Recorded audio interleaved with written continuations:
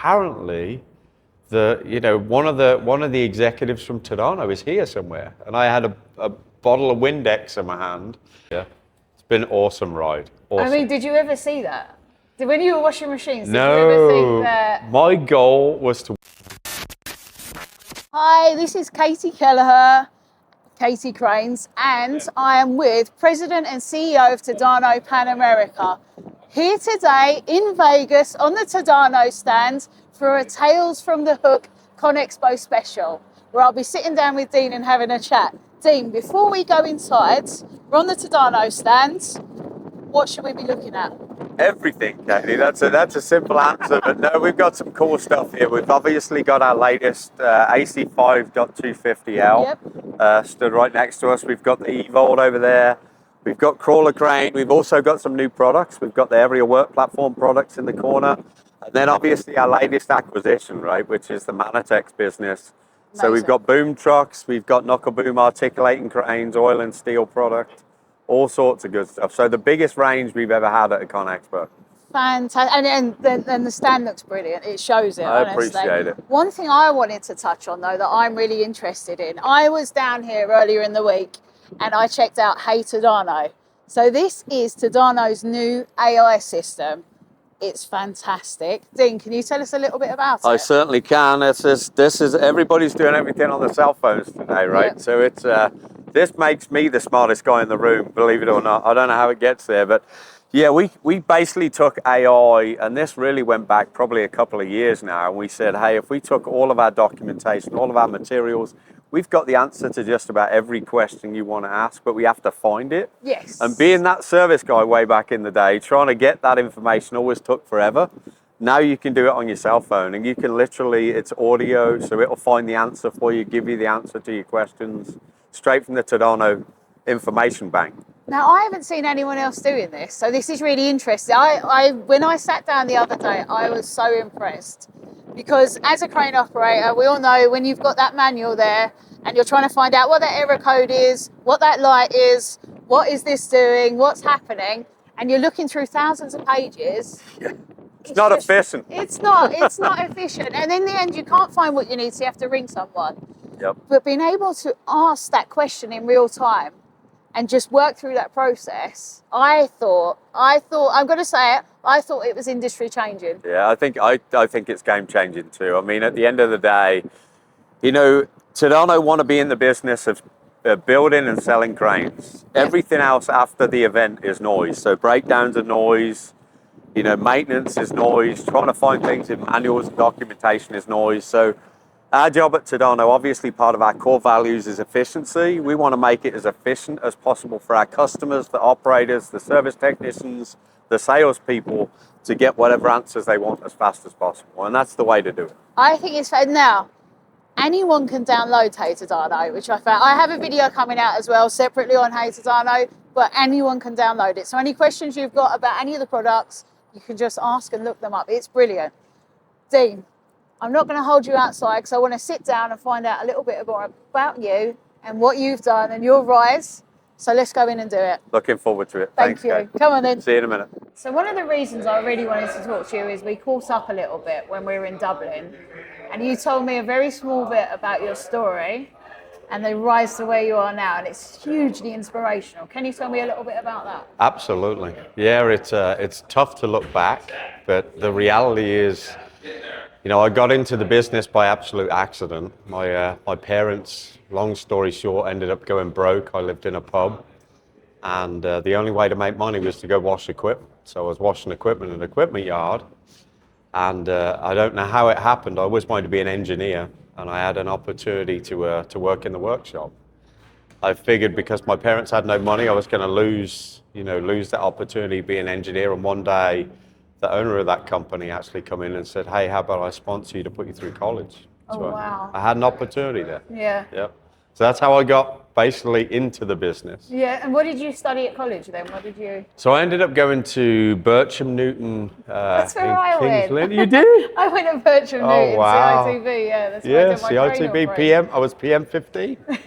And then I went to Stafford University, for advanced wow. transmissions and systems. Yeah. Yeah. And then what happens after that? Oh So- wow! So I ended up going back to that same company. It was Yeah. a company called Alcester Plantire in Redditch. They still around? No. So Alcester Plantire actually got acquired by a gentleman that ran Shirley Hire Centre, so smaller hire companies, and then he put them all together, and I ran the service operations for those companies. And then from there, I ended up basically going to Benford. I remember going into the office to the owner that had paid all this money to put me through college and say, hey, I want to go and work for a manufacturer. Yeah. And I was expecting him to go berserk, and he didn't. He said, if you hadn't have asked me, I'd have been disappointed. Oh, nice. Yeah, that put me into Benford in 1996. Showing my age now. No, not at all. Not at all. Yeah, 1996 I went there. And then after that, so I mean, come on, you're missing a few steps there. A lot of steps. You're missing a few steps, unless you jump straight to CEO. But No. So 1996, I ended up working for Benford, and clearly nobody gave me an engineering job because they said I hadn't got engineering skills or engineering experience.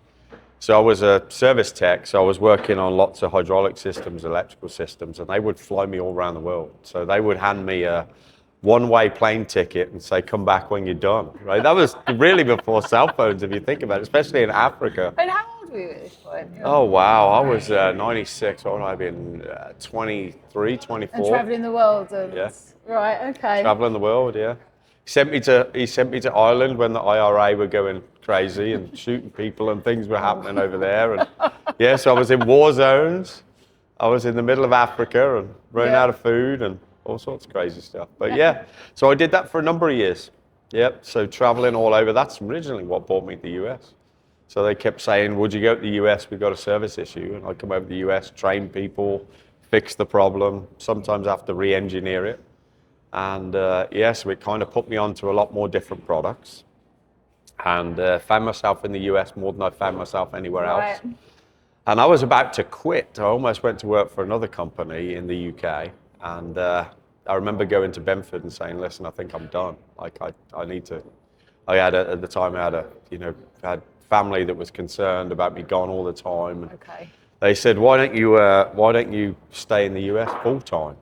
So this is where it started to change a bit for you. So long story short, I ended up coming to the US and settled down. And I remember coming over and saying, I'm going to stay probably 6 months. Yeah. And then I'm going to go back. And clearly I never went back. So, they always used to say the land of opportunity was the US, especially when you lived in the UK. You know what that was like. Yeah, and I don't think probably not many people realise you're homegrown UK. Yeah. A lot of people say South African now, believe it or not, because my accent's so screwed up. You have a strange twang, you do. So where in the UK were you from? So I was born in Birmingham, Yeah. King's Heath, and then I was raised in a town called Redditch, just outside of Birmingham. And I went to school in Redditch, and never spent a lot of time in Redditch. I travelled more than I spent time at school. So. But for people kind of looking at your journey and how you got started, I think it's hugely inspirational how someone can start out washing machines, move their way up, service technician. I know there's probably a few steps in between, but CEO of now Tadano. Yeah. It's been an awesome ride. Awesome. Did you ever see that? When you were washing machines, did you ever think that? My goal was to work for a manufacturer, I didn't care what role. I wanted to be a service tech for a manufacturer. I just wanted to work for a manufacturer. Yeah. But the advantage that you have in doing that is I can relate to everybody. And I think, hopefully, my team would say the same, is I speak to everybody at every level of the organization. I feel what their pain is. I know what they're doing. I've been there personally and done that. There's a few roles I haven't worked in human resources or financing or IT. And those three areas are for better people than I, but it's been really good. It's nice to be able to grow up through the ranks and be able to know what the team members are going through. And I think I get a lot of respect from that. Yeah. And people open up more. I've got a very, open door policy. So, I moved from a service position and ended up in a commercial sales position. And that was basically because I didn't get along too well with the person that I was working for. Right. And I figured I knew I had to check the sales box. So I went to a sales role And I think Dave Ramsey says it best, right? I was the worst sales guy, but I made more calls than everybody. And oh, by the way, I knew it technically. Yeah. And I basically ended up in sales, did my stint in sales, and then I always wanted to be back on the service side. Okay. So Terex gave me the opportunity to step back into a bigger service role. So I ended up stepping back into a bigger service role, which eventually turned global. And then, I took another step, what people thought were backwards. I had 200 people on the customer support side, and I went to be a service director with 6 people. Oh, okay. And people said, That's you just dropped 200 and went 6? And I said, I got to check another box. Yeah. So I did that, and honestly, I got lucky. There was a lot of luck in there, but a lot of strategy on the sales side. You can apply a lot of things. So, I've got a strategy now, for example, called CPR. Right. So convert, penetrate, and retain. And there's a different strategy that goes into each. But, I did that same thing, and I just said, as long as I make more calls and things happen, it'll be good. But I stepped back into that service role. And again, people said, well, if you're going to go back in service against staying in sales. So eventually I ended up the vice president, general manager of Terex Construction. Okay, yeah. I ran that business out of Memphis, Tennessee. And then I had the global aftermarket business as well. And then from there, Terex decided they were going to start divesting businesses. So I was the guy that was helping divest, and got rid of a lot of businesses. And then we had 2 or 3 businesses left. And my boss said, how are you doing? Things good? And I said, I'm doing really well, but eventually I'm going to be out of a job because I'm going to have nothing left. And he said, you'll always have a job. Why don't you go into the crane space? Oh, right. So that was in yeah. 2014. So I ended up in Waverly, Iowa, running the crane business for Terex. And then we had the Oklahoma City business, and I actually did a bit there as well. Ran that business 2014, ended up closing the factory in Waverly and moving it to Oklahoma City. And I took, I can say it now, it was tough. I've never said this to anybody publicly Exclusive. before. Yeah. But I actually went to Terex and said, listen, I think I'm going to leave the company. They said, what are you going to do? I said, I don't know. I'm going to have a break. And they said, well, don't leave, just take a sabbatical. Oh, wow. So I took a sabbatical. Everybody thinks I took a sabbatical, but I physically quit at that time. And then Terex asked me to go back. So I ended up going back. And when I got back to Terex, they said, hey, help us divest the DMAG business. Right. That's where I got to know Tadano. And it was pretty interesting. I looked at Tadano and always competed against Tadano from afar. Very difficult company to compete against because the products are so good, the commitment to the market's so good, all the other things are good. We look a lot longer term, so we don't change strategy all the time. And I'll never forget, I was sitting this side of the conference table, and Tadano was the other side, the very long conference table in New York. And when I got done, I had a tap on the shoulder, and they said, you're sitting on the wrong side of the table. You should be on this side of the table. I remember telling Tadano, listen, you haven't got a position for me. They said, well, just come over. We'll give you a customer support position. Yeah. So that's how I started at Tadano in 2019. In customer support? Customer support, yeah. So they must have really wanted you. Yeah, I guess.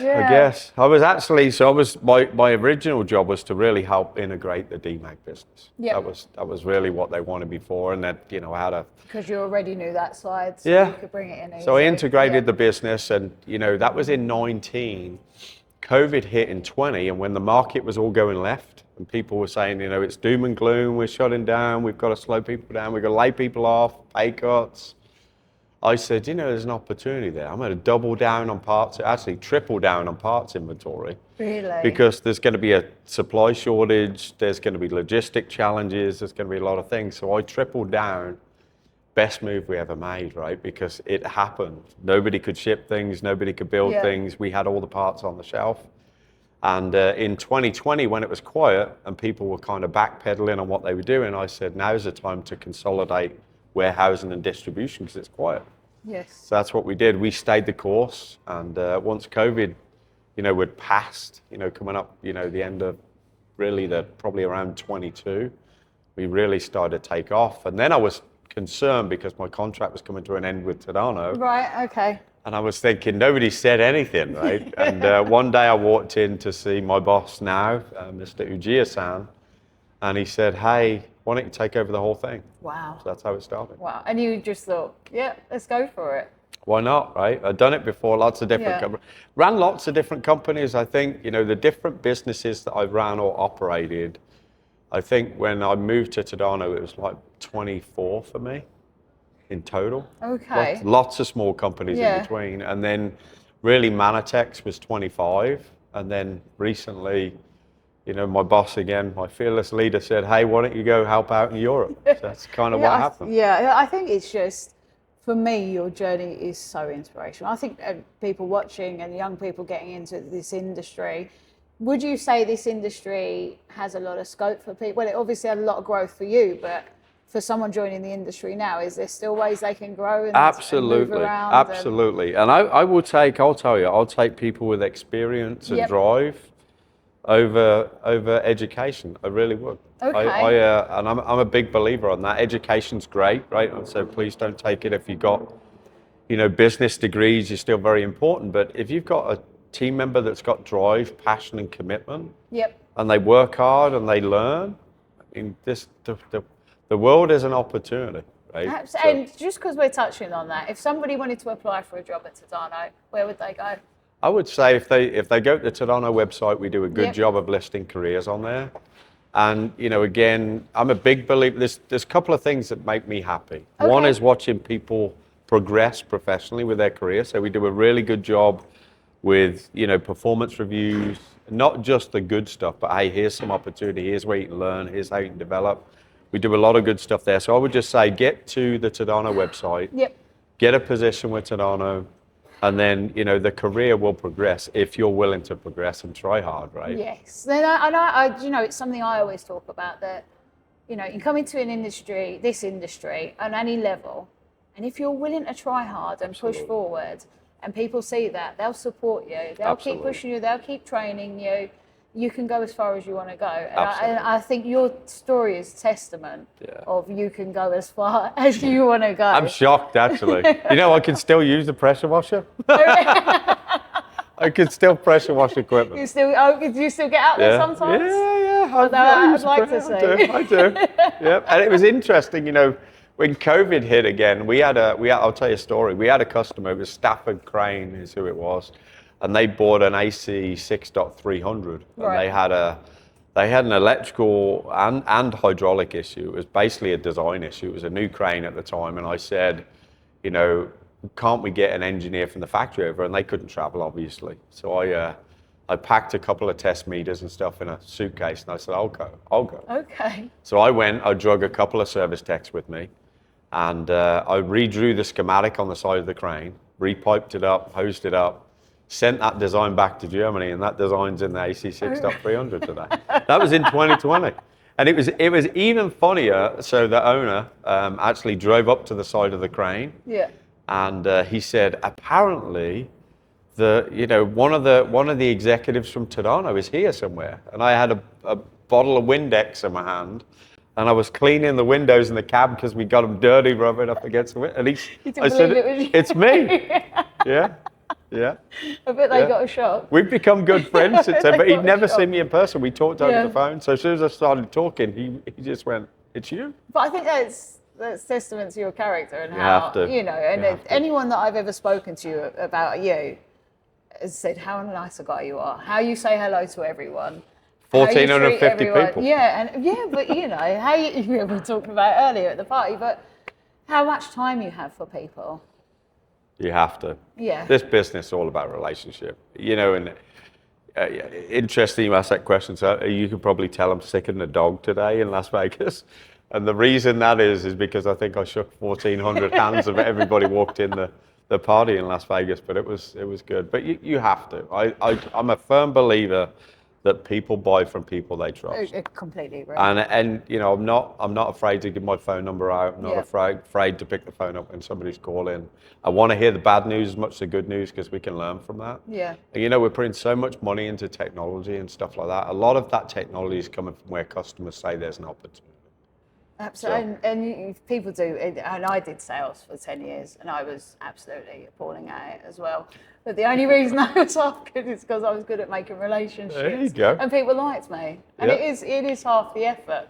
I'm going to roll back a little bit. Yep. So when we were talking about, you know, you're now CEO and president of Tadano Pan America, which is amazing. But since you came into that spotlight, the growth of the company has been massive. And I think it wouldn't be fair to go through this conversation without talking about the growth that you've seen within this company. Yeah, it's been fun. It's been a journey, and it was, you know, I would say for me it starts with the team. Yep. Right, you've got to have the right team, and I did a lot of work really when I first started at Tadano in, you know, the end of 19, but really when I got to, you know, 22, we really. I went out there, I think my first opening line day one was, we're going to build a new foundation for growth. That's what I said. And what that meant was, I'm going to build the core team, and then I'm going to get systems and processes and tools and a lot of accountability tools in there too. And we're going to be able to build tools that can allow the business to scale.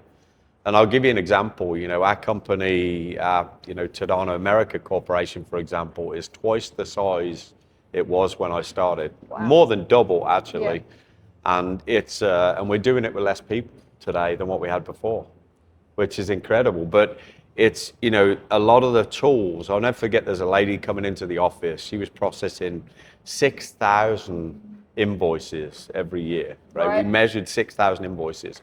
And as the business has scaled, now she's processing 16, 17,000. Okay. But we're doing we're doing a lot of it automated. Right.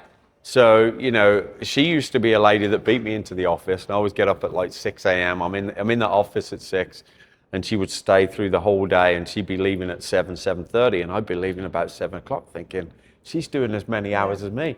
So we launched systems there. You know, we did a lot of work on the phone system. We did a lot of work on systems and technology. But long story short, the first year we grew, you know, just grew a little bit. I think it was a modest growth, probably 10, 12%. The second year, 2023 was the big year. We grew over 50% in 2023. It was huge. Wow. And a lot of that, we launched new sales strategies, combined with the systems that made us highly efficient. And then we did again, you know, in 24, and then 25, this year, you know, we did another about 31% growth. Amazing. Of that 31% growth, even if you back out the Manitex, you know, acquisition, we still grew 22%. It's absolutely huge. So it was good. And, you know, it's been a great journey because, you know, we haven't forgot where we started. Yes. We know how we got there, right? So it's been really good. And I think keeping that foundation running the whole way through is probably a testament to Tadano and where they are now in the growth. And you touched a little bit on acquisitions there. So we spoke about Terex earlier, and you're all over the news. Tadano's in all the construction newspapers. Yeah. So you've got a lot of your acquisitions here today at the show. Do you want to talk about them a little bit? Yeah, absolutely. I mean, it was interesting, you know, really probably the biggest one that we've done in 25 was the Manitex one. Okay. Right? So we acquired Manitex in January 2nd. And in with that Manitex acquisition, we ended up with a rental company, Rayburn Rentals. That we had a plan actually when we acquired. Part of our strategy was to divest that rental company. A lot of people ask why. It was a very good company, profitable company. The reason we divested it is because we don't want to compete with our customers. Okay. So obviously we decided to exit the Rayburn Rentals business. And then, you know, my philosophy in everything I ever do, right, it's like even if you're fixing a piece of equipment, the first thing you got to do is find the cause, right? What caused that to fail? Same thing with the Georgetown business. So I always say, you rip the Band-Aid off to be able to get to the wound. And that's basically what we did in Georgetown. So we've reconstructed that factory from the ground up in Georgetown. Amazing. And, you know, we've taken a lot of inventory out. We've invested time in people and process. And that business really started to turn the corner in October. A lot of people ask the question, you know, why today did we come out with the Tadano logo? Why didn't we do it day one when we acquired? Because we clearly could have got there. And the reason was, and I said this a lot to my boss, it's not ready for the Tadano name yet. Okay, yeah. So, and I would say it truly deserves, right? We've got the support ready. We consolidated the back office and the parts. We've actually got the teams focused on quality. it truly deserves a Tadano brand name now. So that's what we did. And obviously launching that at CONEXPO is awesome. It's brilliant. I mean, what's next for Tadano? I know that's a loaded big question. I know that's a big one, but what's next? Always opportunity. Never say never, right? So the only thing I've said to my boss is slow down, and let me digest a little bit first. But seriously, we will continue to look where there's opportunity. Yep. But the one thing with Tadano is we're very committed on the long term. Yes. Right? Is if it doesn't fit, it isn't a fit, and we can't make it fit. It's not going to be just. When I look at Tadano and I think of what we were doing on the Terex side.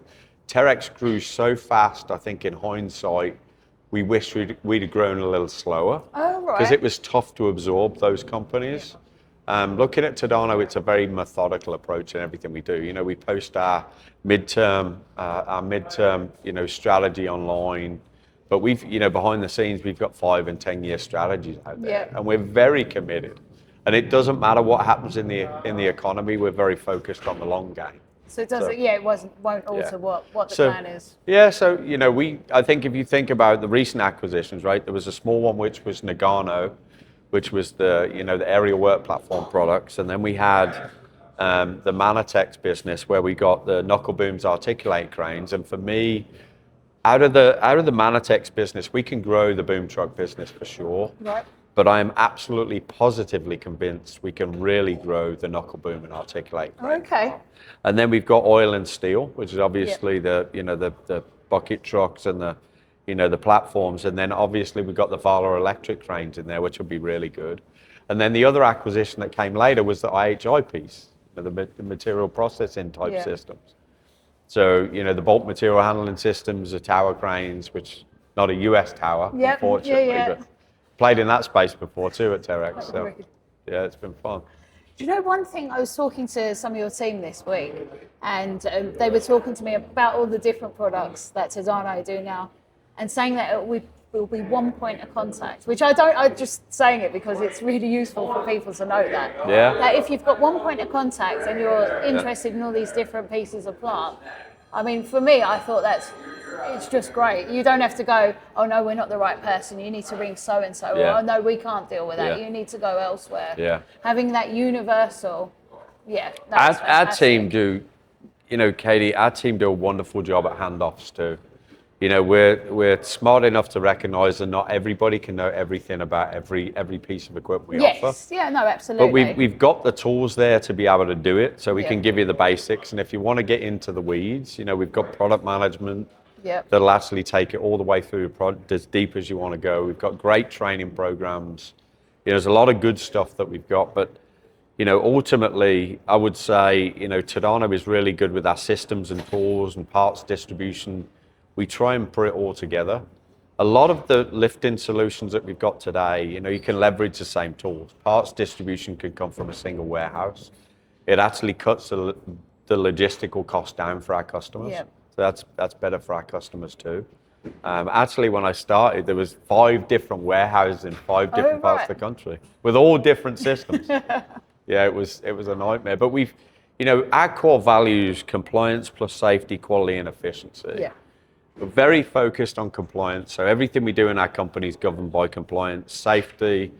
And I'll say this to everybody, right? I'd lie down in front of a crane before I saw one of my team members get hurt, and I absolutely hand on heart believe in that. And then, quality, clearly Tadano is known for that. And the efficiency side, we've made the biggest progress I think we've made over the last 2 or 3 years is the efficiency side. Okay. Yeah. Yep. Technology's helped with that. Yeah, and you guys are pushing forward in that space. Yeah. Massively. I mean, we spoke about it briefly outside, but Dean, I'm really excited to see what's happening next with Tadano. I have no doubt in my mind that I'm going to see it all over construction newspapers. Absolutely. What's going on. I know you've got a few things up your sleeve that we spoke about earlier, so I'm really excited to see that. Yeah. I have one more question for you. I always end my podcast on this one question. Yeah. If you could change one thing in the construction industry, what would it be? Wow. It's a loaded question. It's a great question. I think more diversity in our team. I think I've said this to you in Dublin, right? Yeah. I would love to see. I'd love to see more women coming into the organization. Yeah. You know, people like yourself, crane operator. I think that would be a big thing. And I'll tell you this, especially soon to be my ex-wife will say the same thing. You know, men think different to women. Yes. But it's good to have a balance, you right? need a diversity of thought. So yes, that's cool. And you know, I've got an 11-year-old too that would tell you that, you know, she would like to do something fun too. So I think that's, if I could change the industry, that's what I would do, I think. More diversity. I would, yeah. Yeah, definitely. Yeah.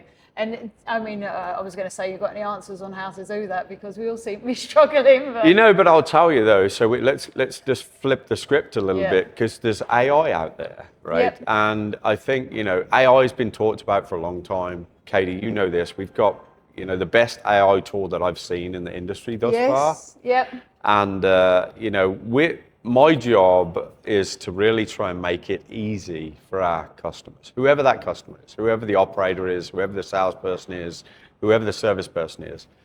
I started in service and trying to find information was really difficult, right? But AI is soon going to get to the point where you don't need that expert anymore, but you need somebody to build the relationship. Why couldn't you diversify more? No, absolutely. Right? No, I completely agree with you. And it's an interesting one in how to do that. And look, I've been at CONEXPO talking about, and I've got a panel later talking about Empower Her and how we get women into industry. And I think diversity in industry is very important. As you touched on, diversity of thought, very important. You get better outcomes. We all know you get better outcomes with different people. So thank you. And you went to Bircham Newton too. I did. I did my crane apprenticeship at Bircham Newton. Yeah. Wow. So I was there. I did. They called it a lifting technician apprenticeship. So I did tower cranes, crawler cranes. Yeah. I did slinger signalling, traffic marshalling. It's amazing. Nukes.